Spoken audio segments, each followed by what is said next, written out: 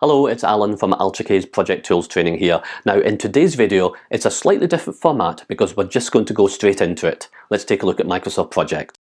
Okay, so here we are in our Microsoft Project plan. And let's say my first task is starting on Monday. And I want my next task to start on Tuesday. Now Project will automatically add either the project start date or the current date, and that's dependent upon your configuration settings. Now remember, I wanted the task to start on Tuesday, so I could overtype the date. Or I could drop down the calendar and select the date. But did you know that as long as you want the task to start within the next week from the start date, then you can just type the first two letters of the day. So here I type TU, and Project completes the rest. The same for WE, TH, and FR. Now remember, this is dependent on your settings for new tasks, and this will only work for the coming week, but this is just something that I saw and I thought I would share it with you.